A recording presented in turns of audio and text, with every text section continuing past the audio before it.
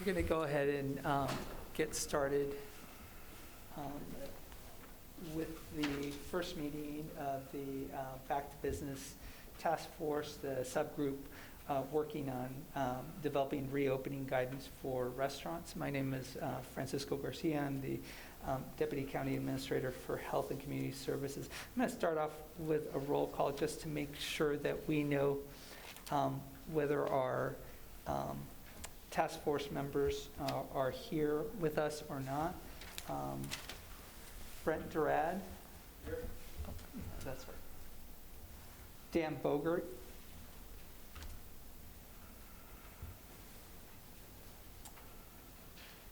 Mr. Gallegos. Here. You're right there.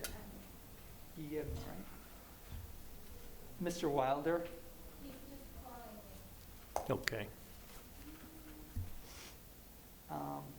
Mr. Jacobson. Mr. Flores. Is Mr. Flores on? Yes. Okay. Mr. DeGrazia. And Terry Kite. Did I not call any task force? Sean Humphrey, representing Humphrey. John Henry's Bar and Pritchard Coffee Company. I kept, yes. Thank you, Mr. Humphrey. Appreciate it. Thank you.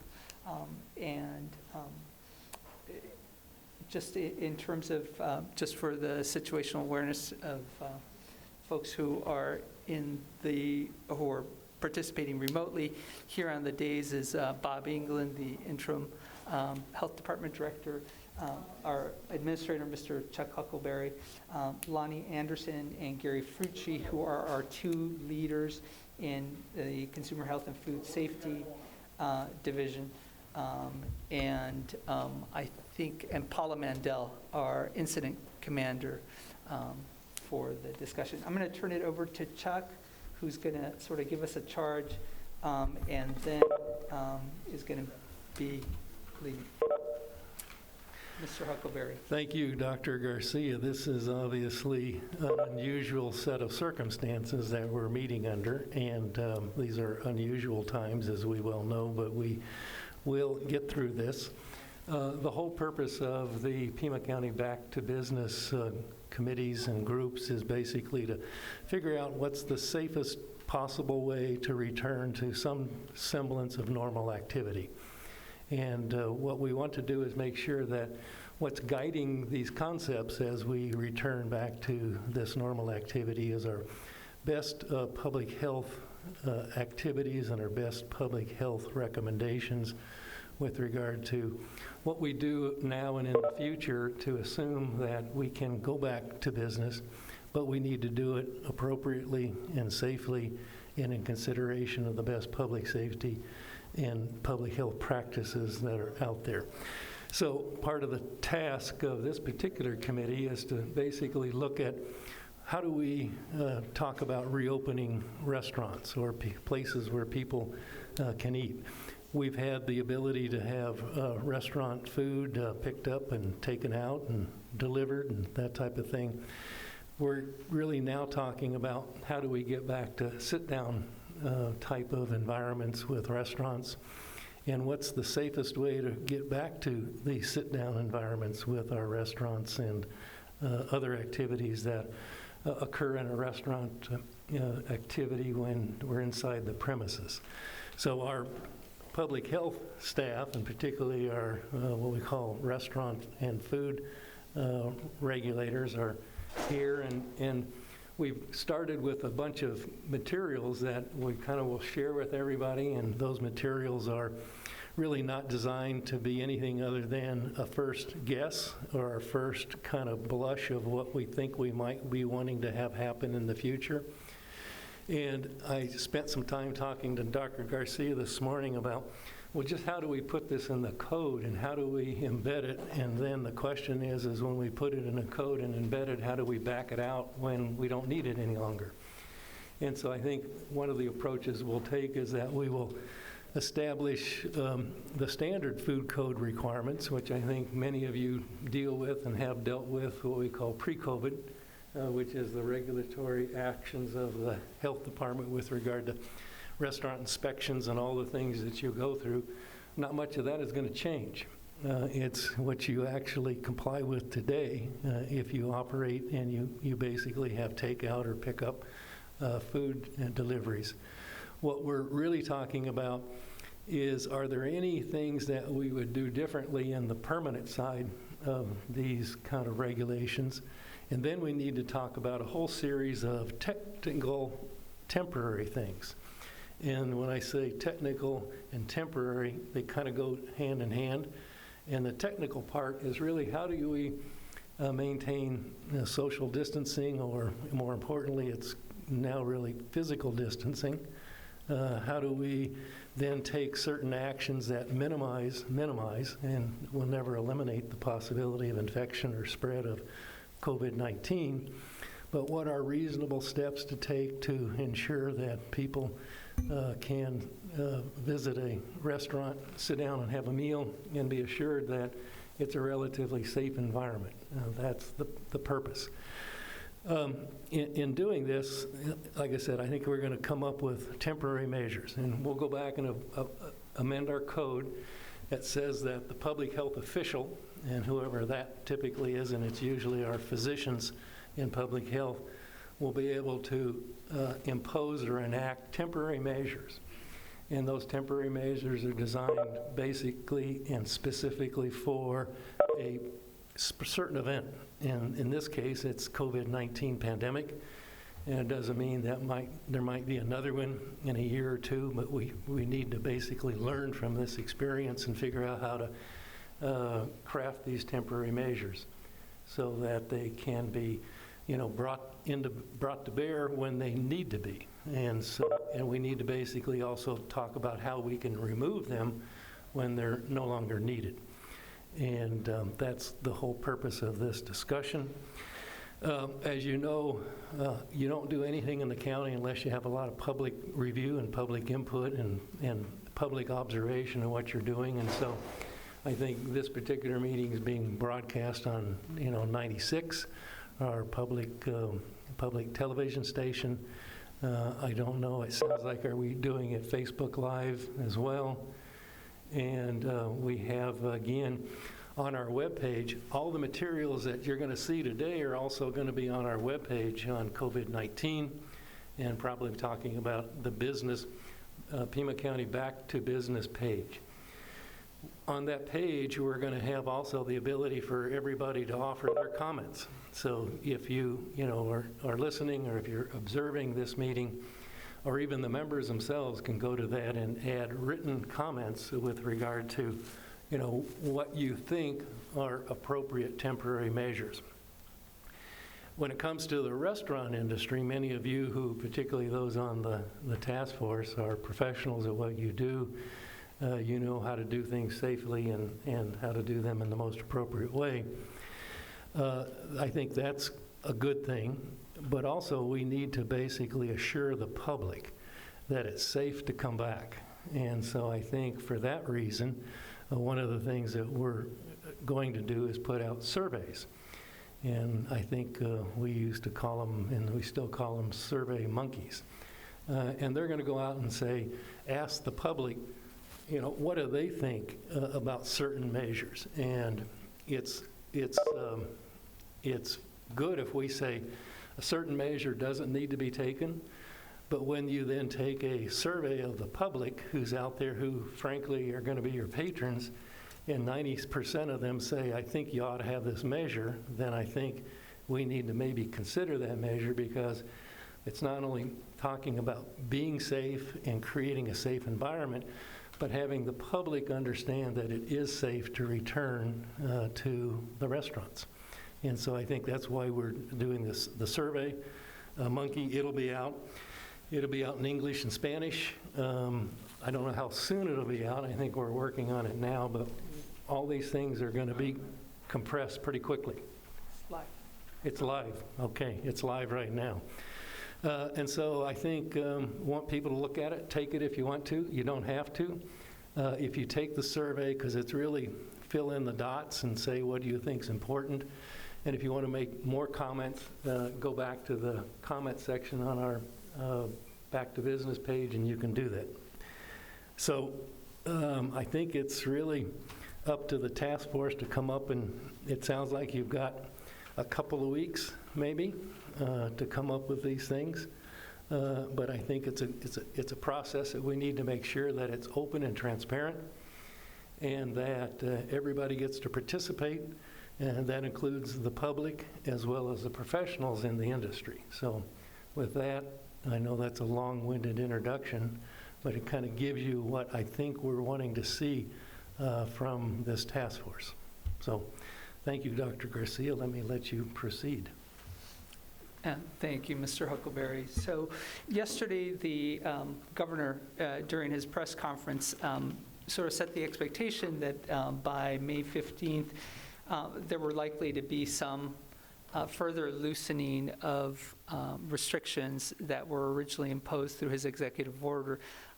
For a lot of reasons, a lot of individuals believe that some of that loosening of the restrictions that may be forthcoming toward the end of this month or mid-month may be related to the operation of restaurants specifically, and the issue of dine-in kinds of service. Because we know that eventually we will need to reopen our restaurants, we thought it was really critical to begin the conversation with the operators about what reopening looks like in this post-COVID-19 world.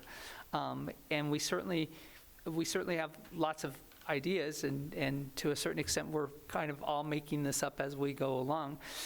But the idea is we need to plan for when that order is conveyed to us by the governor.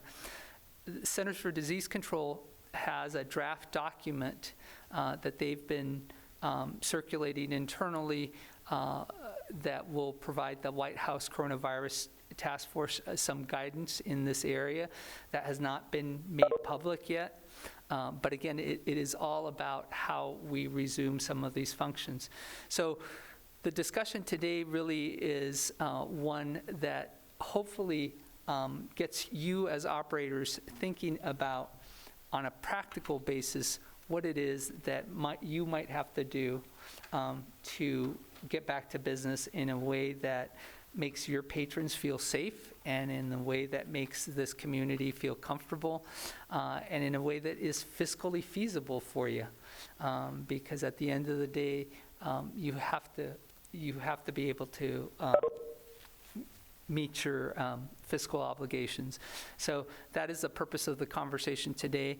I'm going to, we're lucky in the health department, and Bob has a wonderful team of people who work on a lot of different things, but in the area of consumer health and food safety, we are lucky to have two very seasoned leaders who have been interacting with many of you as operators for many years, and that is Lonnie Anderson and Gary Frucci. Both of them are names that I know that you have encountered at some point if you've had an inspection. So I'm going to turn it over to Lonnie and Gary with the idea of moving the conversation forward.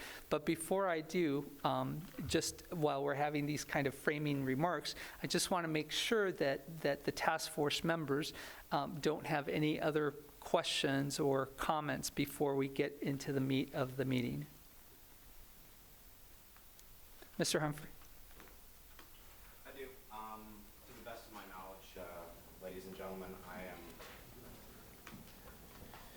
To the best of my knowledge, ladies and gentlemen, I am the only representation of bars and independent coffee shops on this task force, and I want to make sure to make this very clear to everyone. I would like the same shape and the ability to come up with the same solutions as restaurants.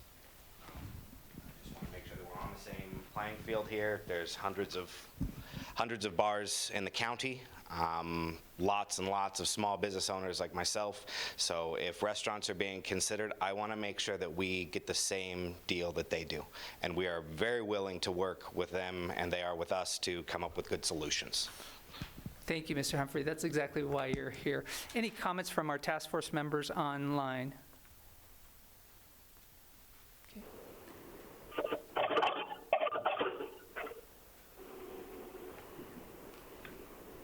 This is Ray Flores. Can you hear me all? Hi, Ray.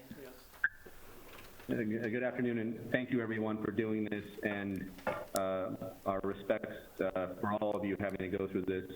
We can't imagine what you're dealing with, but I hope you can all imagine what we're dealing with. We've formed a group with the Metro Chamber for a Restaurant Advisory Council that I'd like to make you all aware of in case you weren't aware of that. A lot of that reasoning was because at a local level, there really isn't a unified restaurant group. There is the Arizona Restaurant Association, and I appreciate what they do, but it tends to be that Tucson needs its own voice as well. So we formed a group with the Metro Chamber to help organize these thoughts, and we'd like to work with you hand in hand so that when this is all figured out, if it ever will be, that we address all the municipalities that have a hand in our business applications and all the different types of business we have, whether it be a wedding venue, a bar, or a restaurant.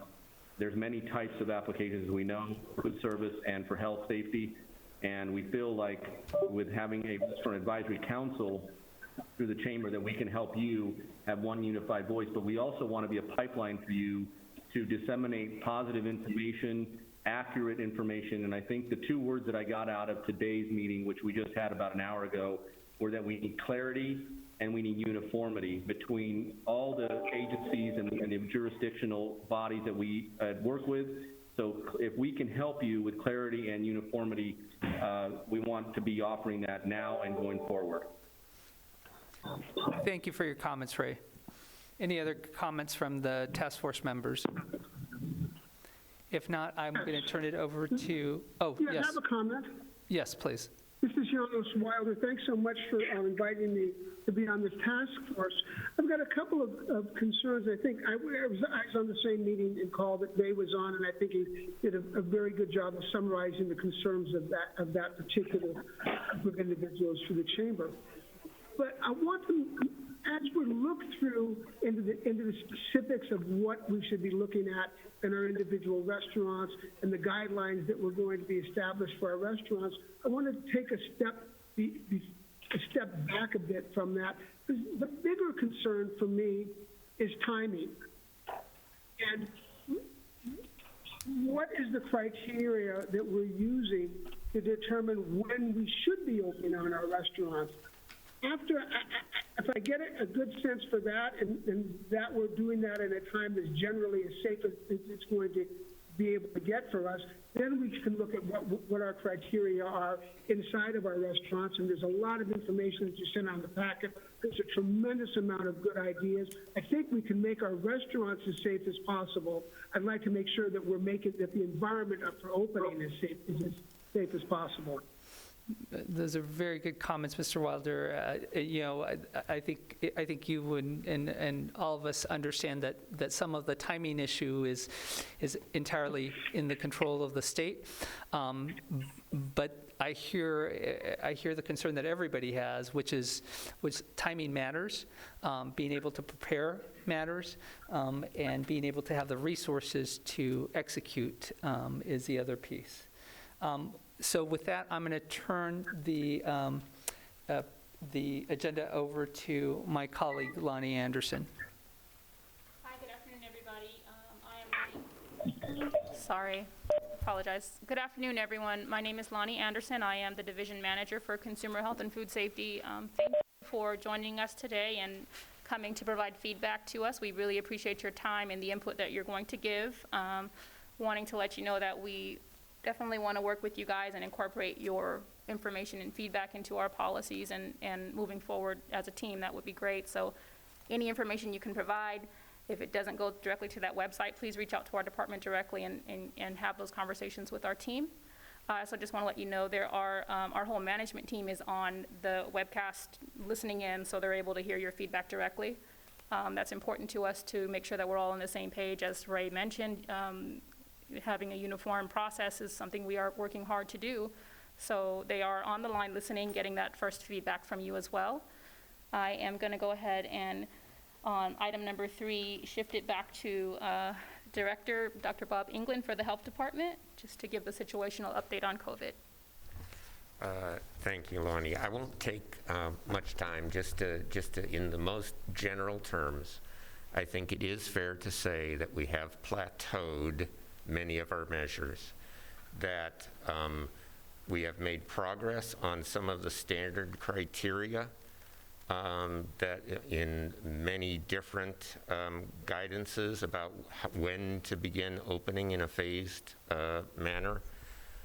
It's also fair to say we haven't fully progressed on some of them as well. So I take Mr. Wilder's comments to heart. Having said that, it's really important that we do the best we can regarding how to reopen when that happens, whether we have control over that aspect of it or not. And do understand that we're going to be watching this progress as close as we can. But one of the things to keep in mind is that at any phased in reduction of mitigation, it's going to be at least 2 or 3 weeks before you can begin to see what the effect of that has been, because of the incubation time, because of the amount of time it will take to have a couple of generations of spread to see a trend. So we need to build that in to our expectations as we phase in reopening. And I'm just going to leave it at that. I think that's good enough. Thank you, Dr. Bob. As I mentioned, we appreciate your time, and I hope everyone got a chance to look at the documents moving forward. Our intention definitely is to ensure a safe dining facility for your consumers, your staff, that everyone feels comfortable and safe to be able to work. I think everyone's missing the opportunity to go out and enjoy your lovely food and just being able to gather and do something different. So with the information you provide today, I'm hoping that we can create something that works for everyone. I'm going to go ahead and pass it on to our program manager, Gary Frucci. He is going to work give some information about workforce monitoring. Okay, so there we go. So we have a great family of operators here for all types of facilities.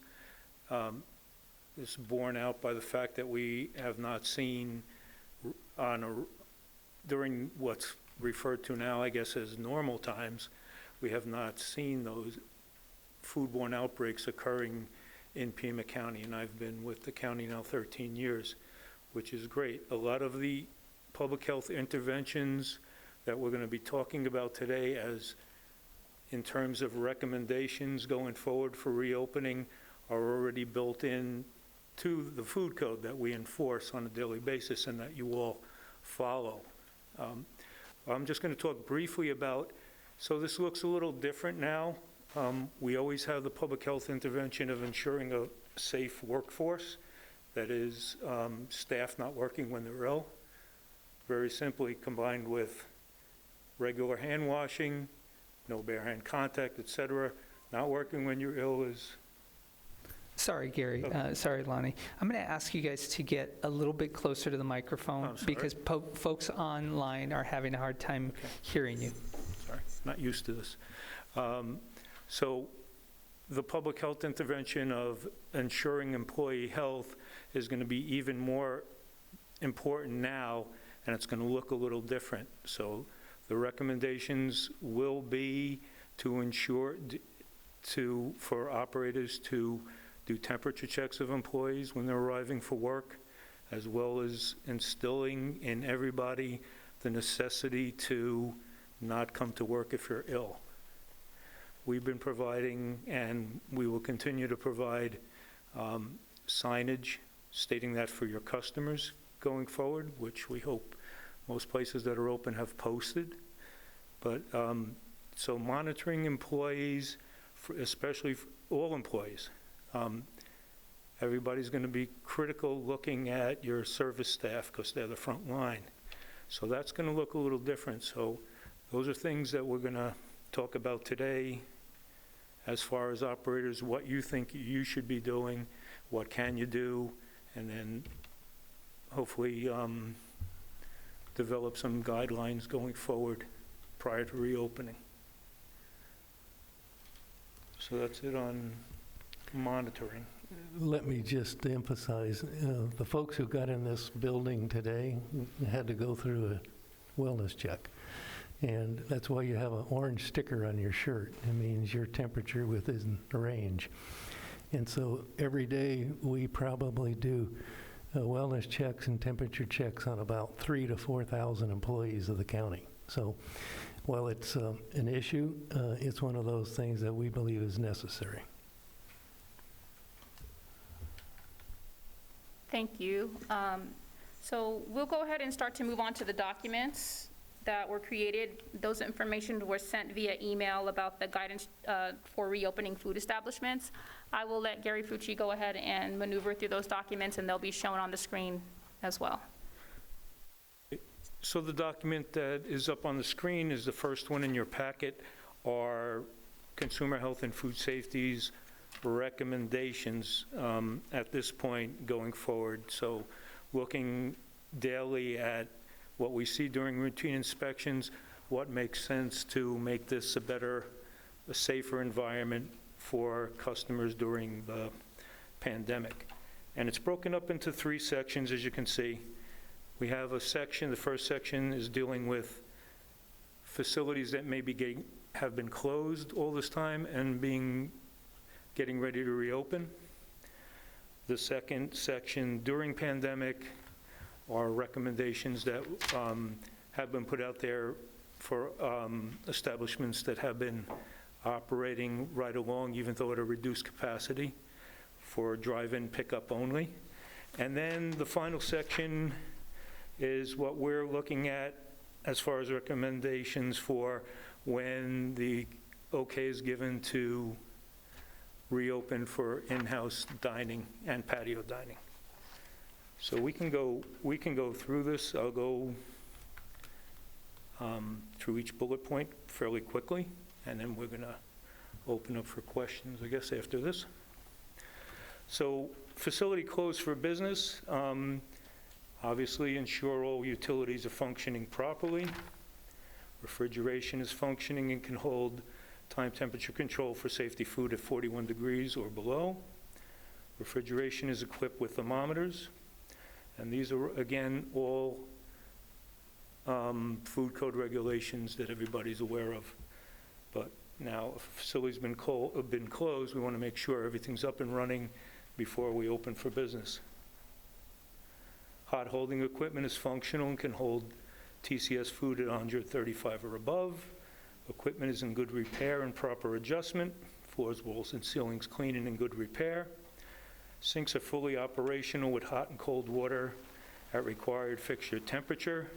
Water in hand sinks must be at 100 degrees Fahrenheit or above, and 3-compartment sinks at 110 or above.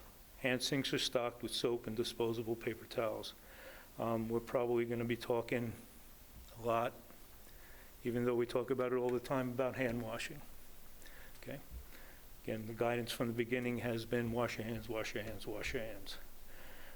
All food must be wholesome, safe, and unadulterated. Discard any food that is past its use-by date.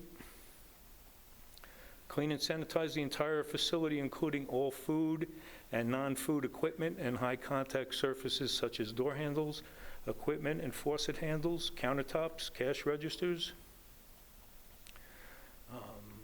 and keypads with approved cleaners and sanitizers. Restrooms are clean and stocked with soap and hand-drying provisions and toilet paper. Facility is free of rodents, flies, birds, and other pests. Chemical test strips available to check sanitizer concentration. Food handlers are free from any illness or infections. Employee health policy reviewed with all food employees. Printable meat is accessed from the Pima County website, www.pima.gov, COVID-19. Thermometers are available and calibrated, and required and approved cleaners and sanitizers for food facilities are available and ready to use.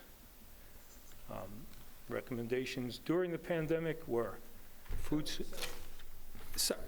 So just to sort of give the operators a thought of how we're thinking, that you would use this kind of as a checkbox for yourself, a checklist for yourself. And as you sort of progress, you can just sort of rate yourself on where you are in terms of your readiness for that particular phase. For those of you who have been operating through the pandemic for walk-up and delivery, that's what the next section is about. Go ahead, Gary. So at this point, this is really just a review. Food service, as you know, shall be limited to takeout, delivery, or drive-through service. Employees shall follow the Pima County Food Code requirements for hand washing and glove use. Can't emphasize that enough. Owners and/or managers shall prevent employees who exhibit symptoms of illness from working. Pre-screening includes measurement of employees' temperature prior to starting work is strongly encouraged. Social distancing measures shall be implemented for public areas of the facility requiring at least 6-foot separation, delineation of the areas that public are allowed to occupy through signage, tape, chalk, or other means. And what we're observing is facilities are doing just that, which has been great. Customers shall only be allowed to access the facility to order food, pick up food, or in drive-through areas. Dining rooms, patios, and bars shall not be accessible to the public for on-site dining. Eliminate self-service by the public in such areas such as salad bars, buffets, soda refill counters, condiment bars, and salsa bars. Only employees shall serve the food products. Hand sanitizers shall be conveniently located for use by the public. Dusty, can you change that to the next slide?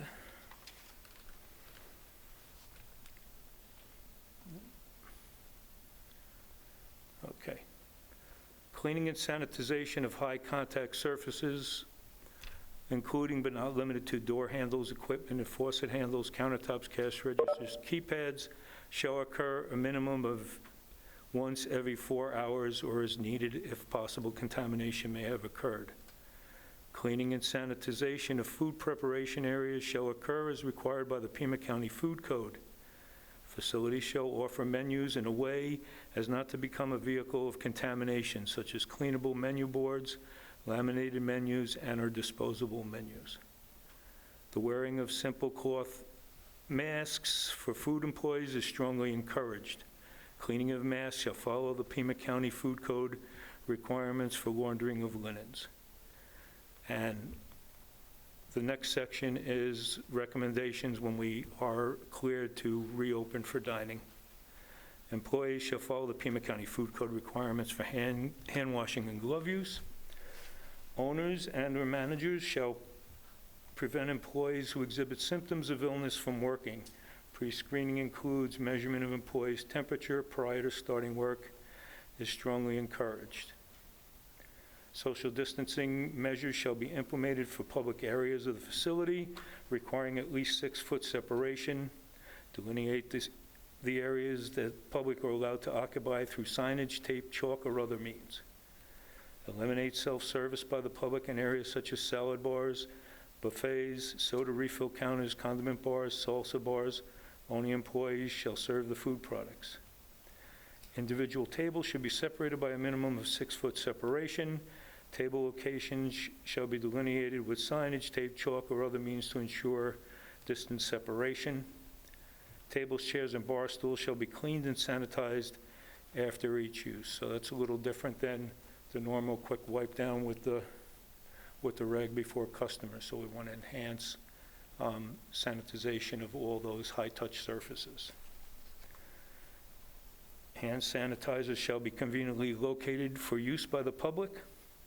Cleaning and sanitization of high-contact surfaces, including but not limited to door handles, equipment and faucet handles, countertops, cash registers, keypads, shall occur a minimum of once every 4 hours, or as needed if possible contamination may have occurred.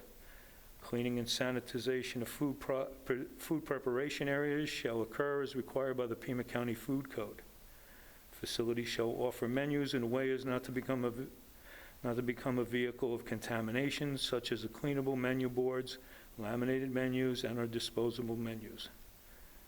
Employees are strongly encouraged to wear simple cloth face covers. Cleaning of face covers shall follow the Pima County requirements for laundering of linens. This is not a definitive list, but it is our best recommendations at this time. So I guess we're ready to open up to questions. At this time, it'd be useful to have the members of the task force sort of react to the kinds of things that are being talked about as the sort of basic guidelines. So I'll just add one thing. The handout packet has a lot more information in it.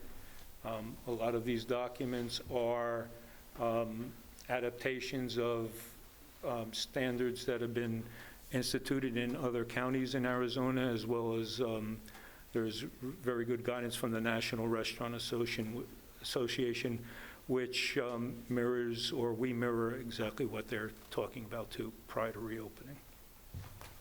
And as task force members gather their thoughts in terms of the comments they want to make, the reopening guidance provided by the National Restaurant Association has been kind of the key thing that our team has been looking at from an industry standpoint. And so we know that our local operators are different, but we want you to understand what the starting point has been for some of the elements that we've brought up.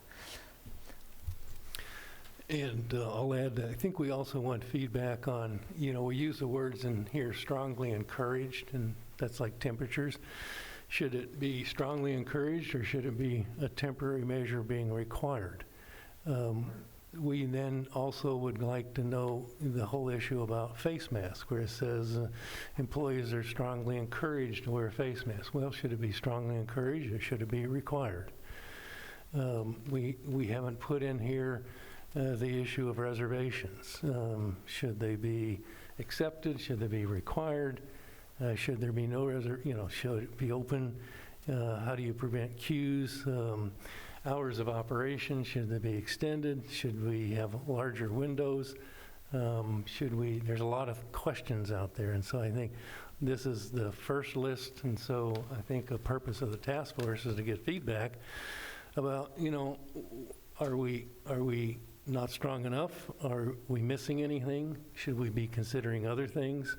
One of the things that you could even talk about is, should the patrons be required to have a wellness check? Well, that's pretty invasive, but if you want to talk about safety, maybe that is something that should be strongly encouraged, maybe not required. So it's those kind of things that I think we're wanting feedback on, and that's one of the reasons why we sent the Survey Monkey out because we need to know your feedback as professional operators, but we also need to have the general public, think about what they're willing to do and what they're willing to view as a safe environment to where you can bring customers back. It does us no good to go through a whole bunch of requirements and the public doesn't feel comfortable coming back. They won't. So I think that's the important point.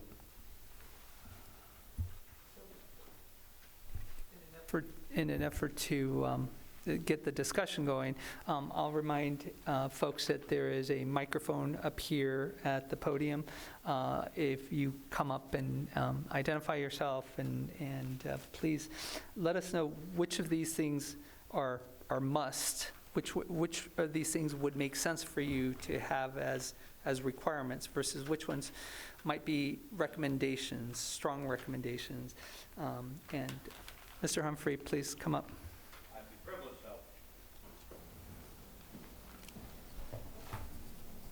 though. All right, so to kind of backtrack a little bit, folks, my name is Sean Humphrey. I really support Pima County. My father was a Pima County employee for 28 years, Mike Humphrey, specifically in the health department. Some of you may know him. He went the public service route. I went private sector. So my bar, John Henry's, has been operating at a takeaway-only capacity thus far. We have been following the guidelines and our specific... Just a little bit, pull that mic toward you. Better? Yeah. We have been adhering to our Class 6 liquor license and the guidelines that have been established by the county, city, and the state itself. Many of the things here that you have on this list, they're great. During pandemic, we've been adhering to all those as closely as possible. We don't serve food, so some of those things don't really apply to us, temperature of food and stuff like that. That being said, the partial reopening of the on-site dining or, sit-in drinking, it would be in our terms, bullet points 5, 6, 7, 8, and 11, those are all stuff that myself and business partners have already kind of brainstormed. Some of the things that we were spitballing and some of our other friends in the industry, we're talking about maybe a 50% occupancy based on our fire marshal occupancy number. Along with that, we would go with mandatory gloves or timed hand wash schedule, like you see at many restaurants. You walk into the restroom, has the restroom been cleaned every hour, stuff like that. We do have security personnel. In terms of your concern about the invasiveness of a temperature check, I don't think that's any more invasive than asking somebody for their driver's license. Hey, you want to come on in? Can I see your driver's license? All right, you mind if I take your temperature? Boop. All right, have a great evening. We had discussed kind of doubling our table spacing out and our seating. Our security staff are also responsible for sanitizing and bussing tables, booths, and stools.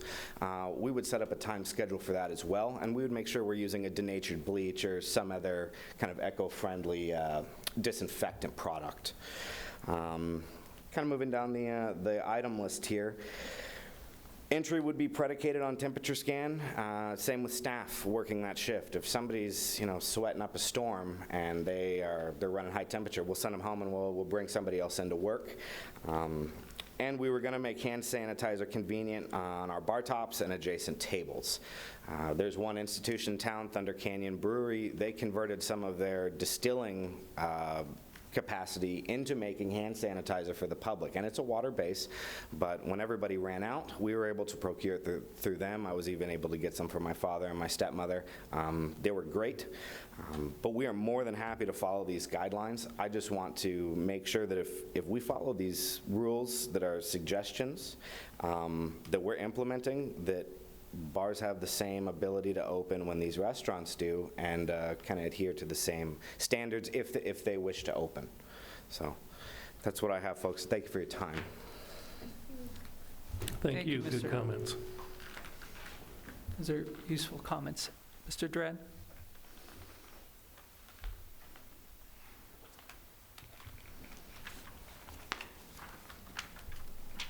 Good afternoon. Brent DeRod with Visit Tucson. A couple of questions and just some comments as well. One of the things that I'm curious about too is I don't know if it's the county's purview to be able to do this or if it would be municipal or state, but just taking a look at temporary extension of premises.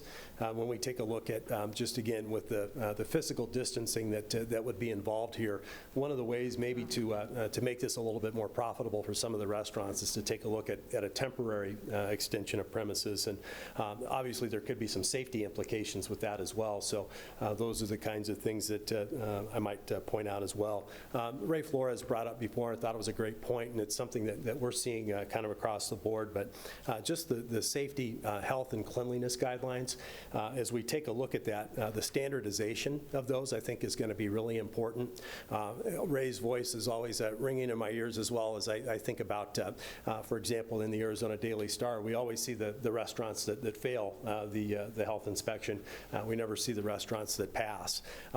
When I think back to California, for example, anytime I'm in California, my wife and I are looking for a place to eat, she won't go into a restaurant that doesn't have the A rating placed in the window.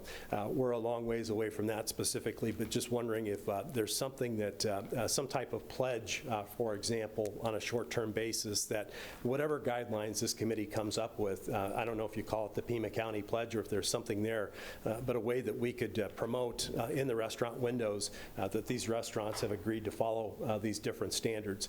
Because when we talk about getting customers back out into the restaurants and patronizing, at least if I see in a restaurant window that they've agreed to follow whatever this pledge might be, it would certainly give me a little bit more confidence as well.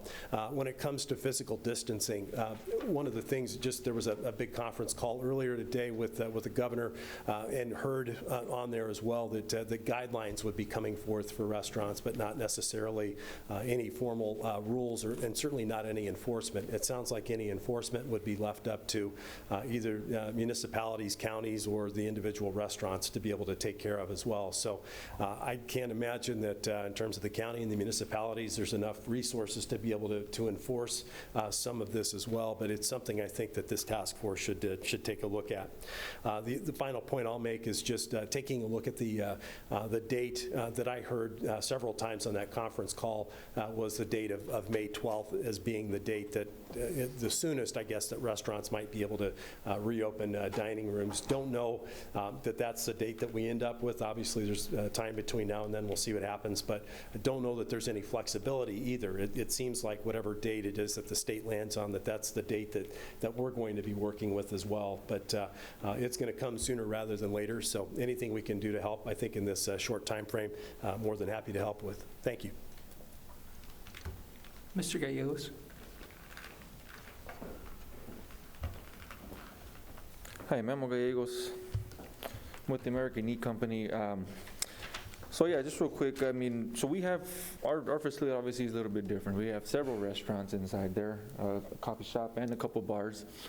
But at the same time, I just want to make the comment that, I'm kind of looking at this as a bigger picture, not just what's going to work for us, but what's going to work for everybody as a whole. I know public perception was brought up a couple of times, and I think that's huge. If people feel comfortable enough, if they can see the measures that are being put in place to where it's obvious that they feel safe and comfortable coming in, I mean, I think that should be one of the major goals that we're working towards. So I think making masks mandatory as opposed to a requirement, would be important for employees. Wellness checks certainly for employees as well, customers. I mean, I don't know, that's another topic. And at the same time too, I know the other comment I wanted to make is I think we're plenty capable of with all the heads we have in here and that are part of this to put together a great set of rules and regulations to follow. But we need to keep in mind that we can hardly do a one size fits all for everybody. Every restaurant is set up differently, different sizes, just the logistics of each. So therefore, I think we need to be able to kind of make adjustments to allow for certain restaurants that have different situations going on as well. It's going to be an important thing to consider. That's basically all I have to say for now. So, Thank you, Mr. Gallegos. I know that we have some comments from our participants online. Josh, if we can start with you. Can you unmute him?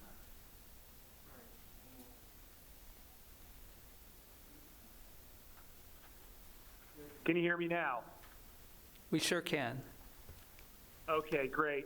Hi, everybody. My name's Josh Jacobson. I'm with Lucky Wishbone, and I took time to review everything that you all sent out.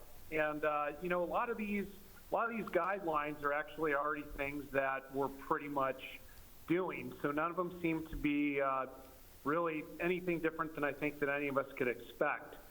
I would like to say, you know, during times like this, it's always much better for the restaurant industry to be able to use the health department as a resource, and so I really appreciate you taking the time to set up this meeting.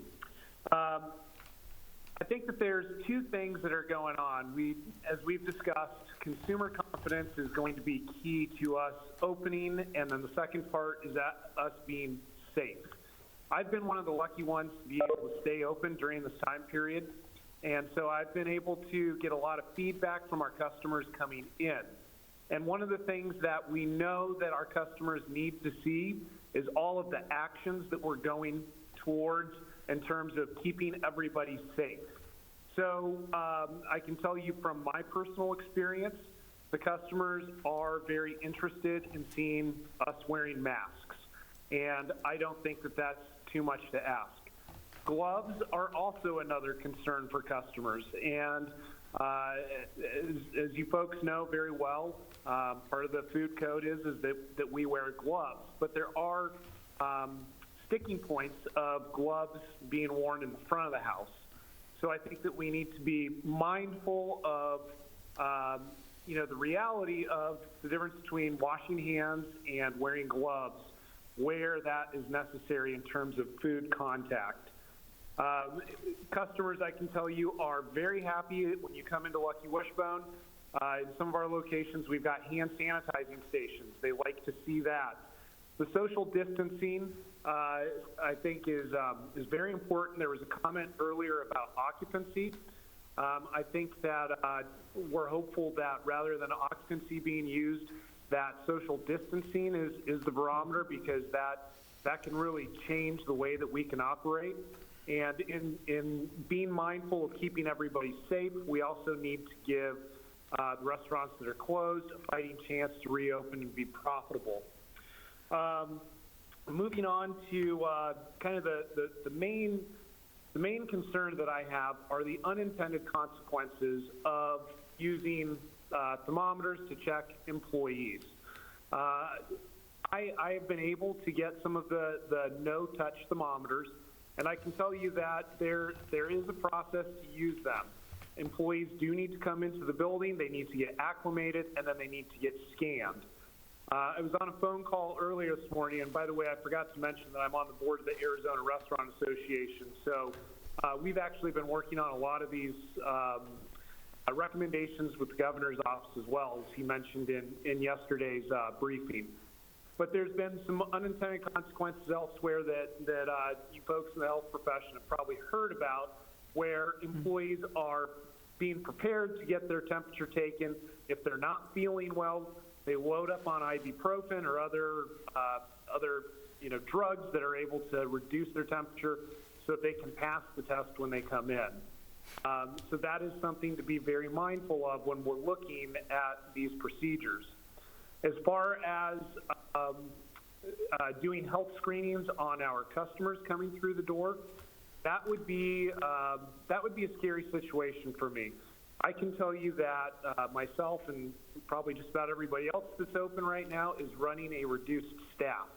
And thinking of having one of our employees being tasked with conducting health checks at the front door, there would be a lot of negative repercussions to that, I believe. You folks might find this hard to believe, but not everybody that shows up to Lucky Wishbone is sober. And so if you can just imagine one of our staff members having to turn somebody away because they feel like the temperature is too high, there could be some serious issues there. Other than that, I think that we're on the right track, and really the temperature and the thermometers are the biggest issue for me, and I appreciate your time. Thank you, Josh. Mr. Flotis, I know that you want to make a comment, if we can unmute. Go ahead. Thank you again. So I think I want to let you know, like, I look at you all as a business as well, and I think Lonnie will tell you, I've said this before in the past to her, I would really like to see you all consider right now, consider launching a program for a food handler's card for Pima County employees in food service. That was brought up, Lonnie, you remember back a year ago when we met about the new health code. If now is not the time, when would it be? This would be a way to not only enforce these very things that you're championing right now, but create a dynamic that everybody in the food service, you know, I've never personally failed a health department test. I don't think Josh ever has either. But I had 450 employees that I laid off, and if you've ever raised more than one child, you know how hard it would be to try and coalesce everybody's best practices. No matter how great a company or no matter how much money we had, it's just very hard to do. And if we could get to a situation where we knew that there was a common platform of training that the employees had to go through, that was part of our community message about why Tucson is a safer place to eat, that would help Brent's challenges in the Visit Tucson group.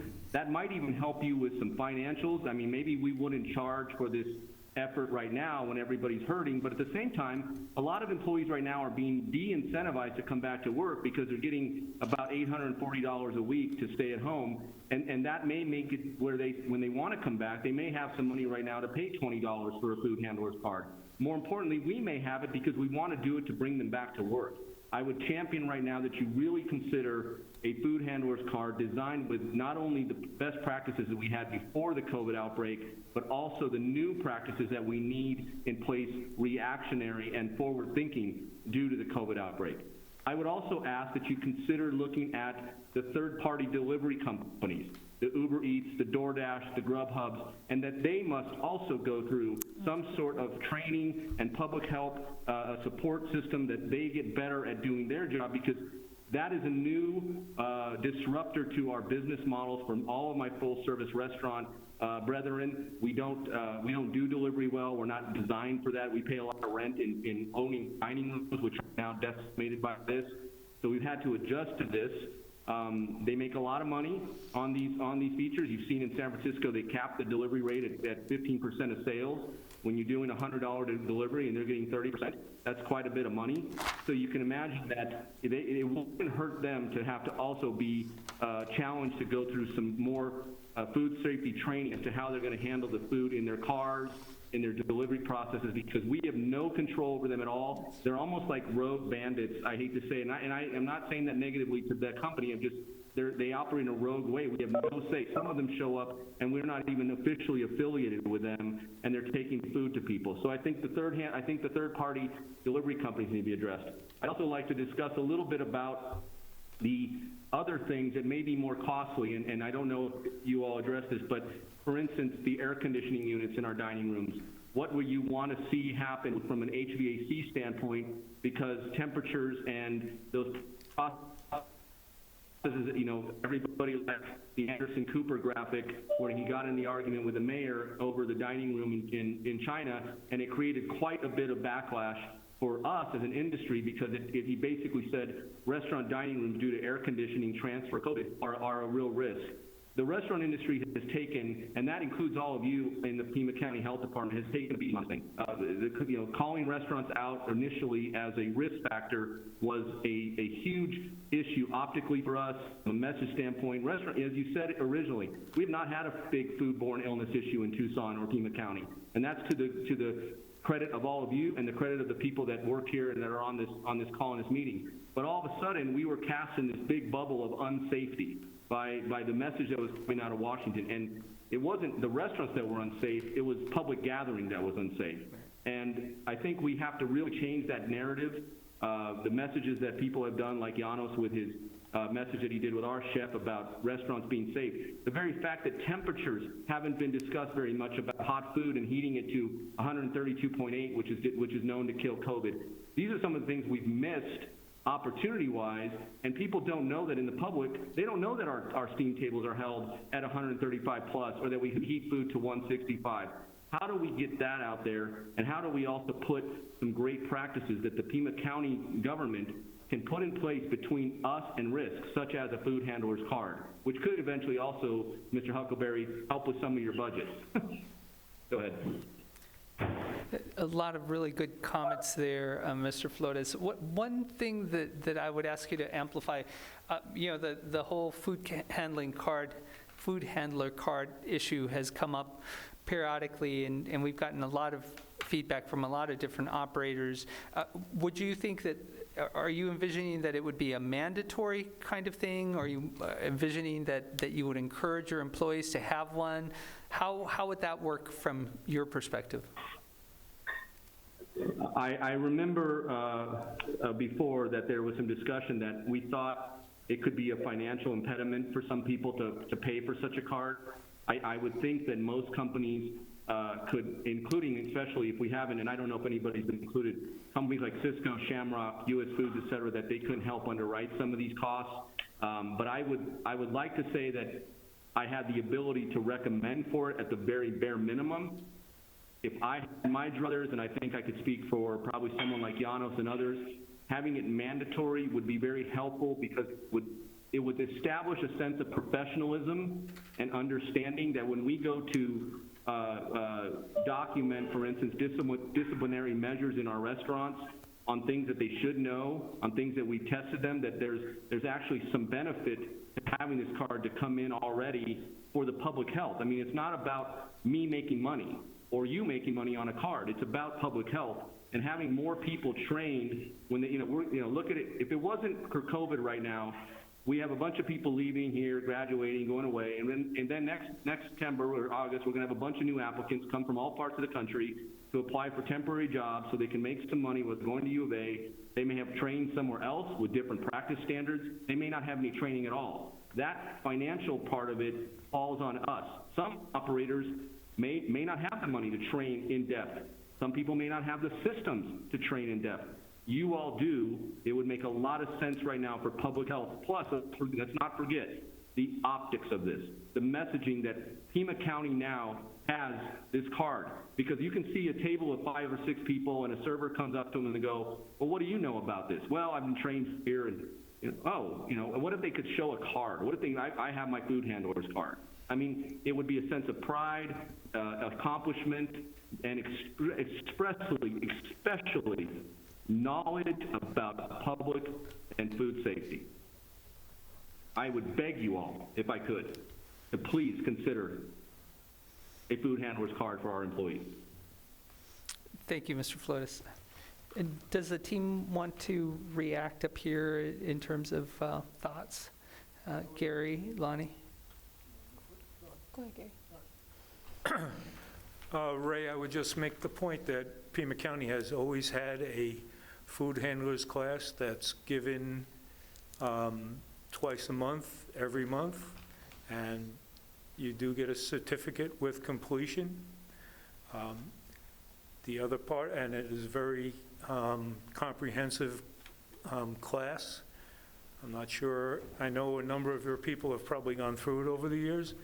The thing with food handler certification, whether it's a card or a class that we give or an online class, is do operators make sure that that's put into practice?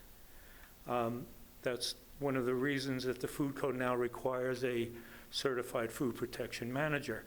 So people on staff are experts and could train staff. I would agree with you that education is very important in this business. I also think that Mr. Flores is... I think I'm sorry. I was just thinking that the other piece in terms of the optics of it, that Mr. Flotis brings up is a really good one, and increasing the visibility of folks who have that training in a way that inspires confidence in the dining population, I think would be a good thing for all of us to sort of figure out how to do. Lonnie? No, yes, Ray, I appreciate you bringing that up. I do remember that conversation. Definitely agree with your points related to the benefit that it would have for the community as a whole. Something that we are going to look forward to possibly considering. As Gary mentioned, we do currently have our class that's offered twice a month. It's about $28, I believe, for each portion, right? When you get the $30 now for each person taking the course and then taking the exam as well. So you're right, it would show some sense of ownership and pride for that person passing that test as well. But we do have that. It's not required at this time, strongly recommended. We have a high attendance rate. We sure do. But definitely moving forward to see if there's some things we can do. And you brought up good points about the new requirements related to COVID being incorporated into our class as well. I wonder whether we might bring to the board some sort of action that would allow us to eliminate the fee, for instance, for that food handler card, at least on a temporary basis, so that, again, as a measure to inspire greater confidence on the part of the dining public. I know that we already have full classes most of the time, but I wonder whether that might be a measure that we should consider. I think right now, because of the requirements for social distancing, we haven't been providing the classes, but either looking to do something online or something similar would be the next step for us. Mr. Huckleberry?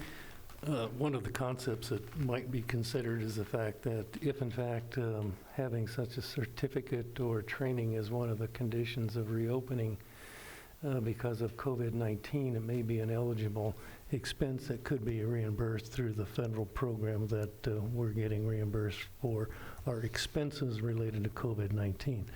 Now, I don't know how we would ramp up to do that much training that quickly, but it's certainly something that I think is worth considering. Yeah. Mr. Humphrey?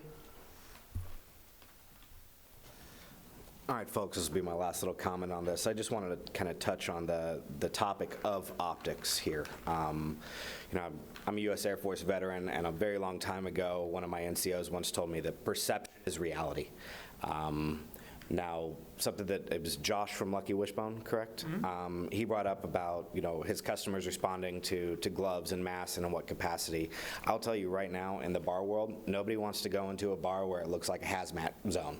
You know, I think that there has to be some sort of leeway there where we're definitely putting the health concerns of the public first, but along with that perception, this is a bar, not a hospital, you know, and people won't feel comfortable dining out or drinking in or something like that if it's over the top. So there has to be some leeway there that we can all kind of work around, where certain stuff, absolutely mandatory, some stuff it should be best discretion, and, you know, really trusting the establishment and the ownership and leadership of that establishment to make healthy, moral, and ethical choices for the benefit of not only itself, but its patrons first. Thank you, Mr. Humphrey. Do we have comments from Mr. Jacobson and Mr. Flotis? I want to back up Mr. Huckleberry's comments about the financial part of what you all are being granted. I'm 99.9% sure everybody that also is getting the PPP loans could include something like this in their payment to employees as part of the health benefit part and be forgiven that cost. So if we could launch something online quickly, similarly, you know, ServSafe has the one video seminar that a lot of people went on that was free. It was rather benign in my opinion, but it was nice to see some things that we hadn't considered for handling the takeout norm. But if you could put this online quickly, I think between now and let's call it 3 or 4 months, there's going to be an influx of PPL money amongst restaurant operators and other small businesses that could use this, and we could give them the the language so they understood how to apply this towards their PPP loan forgiveness. Great point.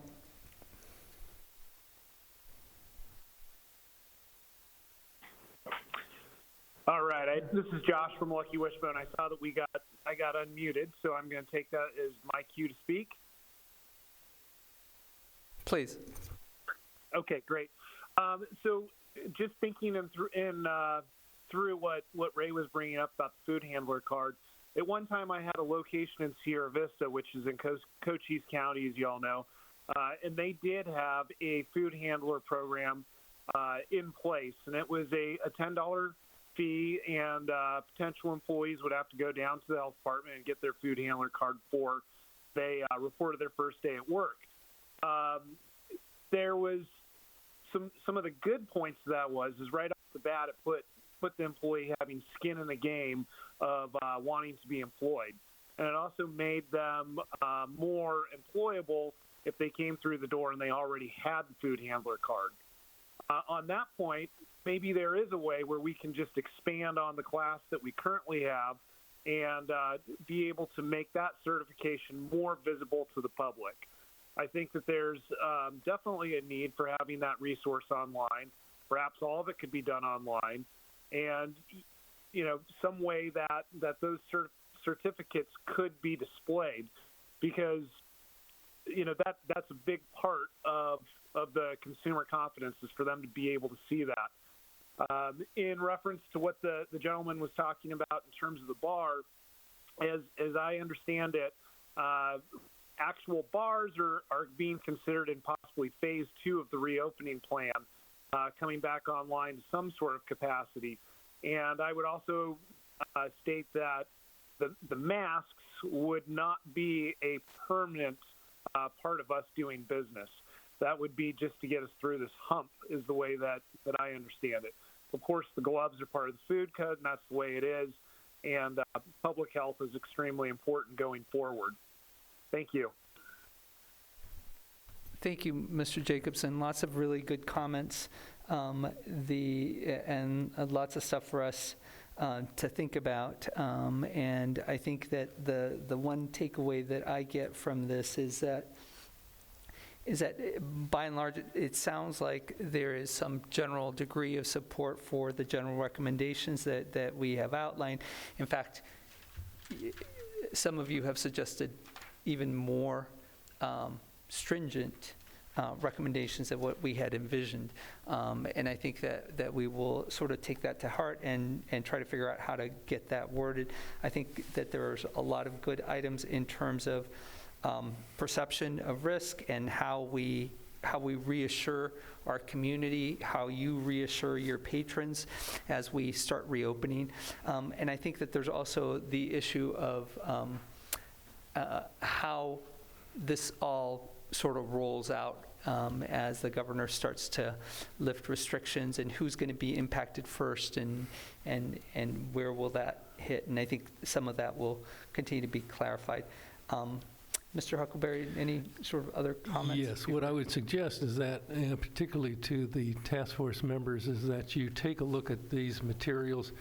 Please provide comments if you can in writing. We appreciate all the verbal, but as you take them, look at them, think about them, nothing's better than getting written comments that helps us crystallize what you're thinking and how we might be able to integrate those into this particular program. So please do that.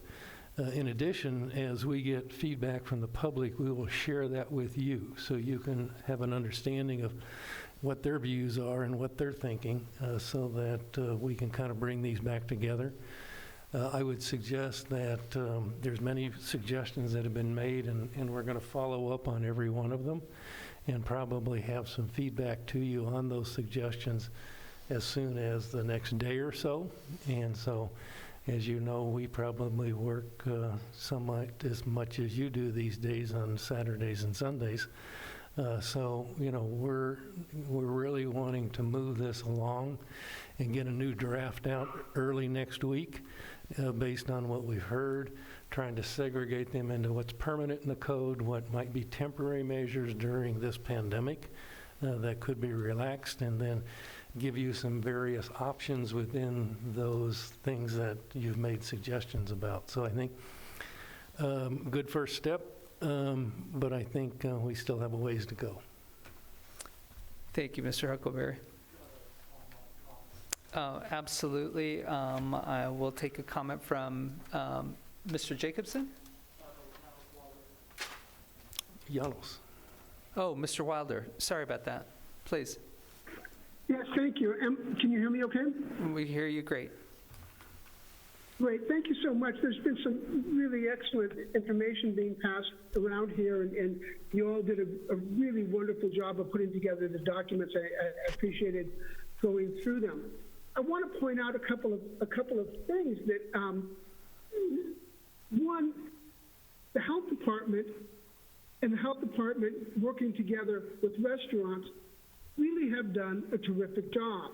I don't think in reality that the biggest risk to the customer right now, to our guest, is the food that we're preparing or the way that we're serving it. Although we need to put in every single one of these things that you've enumerated here, and realizing, of course, that there's some discussion about whether or not we want to be tempting our guests.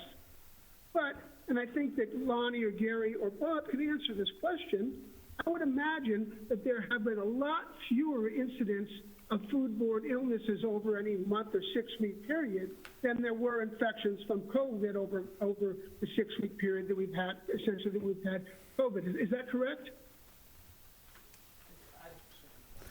I believe so, yeah. Yeah, so I think the risk, the larger of the risks here, isn't contaminate. Most of the thing of the guidelines are general guidelines that you have already in the code. There's a few things to do with COVID. COVID is the bigger risk, and the biggest risk to COVID now is for our staff, not for the public when they come into the restaurants, because our staff has many more points of contact through the course of an evening, a variety of guests, and many more guests than our guests have members of staff. So my biggest concern is protecting my staff. And I think that the way that we do that is really goes back to the first question that I asked, and that really has to do with when is it safe to reopen? We don't have adequate testing yet. We don't have adequate testing for COVID, and we don't have adequate testing for antibodies. We have not seen the curve go down, although we're seeing it flatten at the top, but we haven't seen a 2-week reduction or a downward trend of the curve that I've seen in the graphs that I've been looking at, probably looking at pretty much the same things. So I really want to emphasize that the conversation about when we reopen should be very much fact-based and science-based. I know there is a lot of momentum to reopen. The public wants to come out of their houses.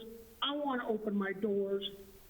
We'd all like to see that happen. The worst thing that could happen is we open our doors and 3 weeks, a month, 6 weeks later, we have to close again. It would be just as expensive to reopen or more than it was the first time, or to close the second time it was the first, and we will have completely lost our customer confidence. So that is really, the emphasis that I'm going to place, because I think you're handling the restaurant and guest interface really quite well, or at least from protecting the guest from the restaurant. But I think it's that other piece of really making sure that it's safe to open our doors and that our employees aren't going to be at risk, and neither will the public. I think that Mr. Wilder, that's a great note to kind of draw us toward a close, because to be clear, we by no means we're saying that we're going to open up tomorrow, and by no means do we think that we are out of the woods yet. But I think that in general, there is a feeling that we need to start preparing for and building the muscle to begin to open the doors to the public to some level of certainly in-room dining, and so. But I think your counsel is very wise, and that's why Chuck has a sort of there's a another component to this task force, one that is not so in the weeds about food. And it really is about the criteria that we use here locally, the way that we communicate about those numbers. Bob has been talking to the public incessantly since we started dealing with this pandemic, and it has been all about how we translate these difficult numbers into things that people can understand. Chuck, do you want to make a comment about? Yeah, I just think that Janos made a very good point. And the fact is that for every 1,000 COVID infections, we have maybe one foodborne disease problem. And so this is not about foodborne disease problems. This is about how to basically prevent the spread of COVID-19.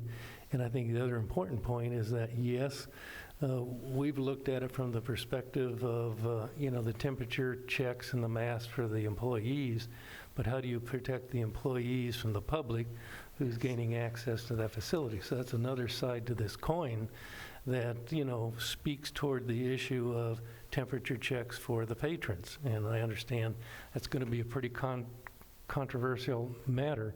But until we have more of the public health science behind, that we know exactly how it spread, we need to be careful in how we address that. So that's why, while I can understand it might be a difficult problem at a Lucky Wishbone, and there might also be the need to help protect those employees. And as we get more of what we call the PP&E, the personal protective equipment, one of the things that we might start doing as a public health agency, if we can purchase enough of it, is right now it's prioritized to the health workers and those, who are basically on the front lines treating people from this disease. It may be something that if we get enough, it might be the restaurant workers that also need this high level of PPE, meaning the N95 mask, or if we can ever get to the point of where we have a supply. Good point. Bob, do you have any comments? Indeed, just there are a whole lot of essential workers out there who put themselves on the line to keep us getting our food and everything else that we need. The first responders, long-term care workers especially, and right now none of them have the PPE they need. So we're a ways away from that, but that's exactly where we would hope to be at some point down the road before we're out of this.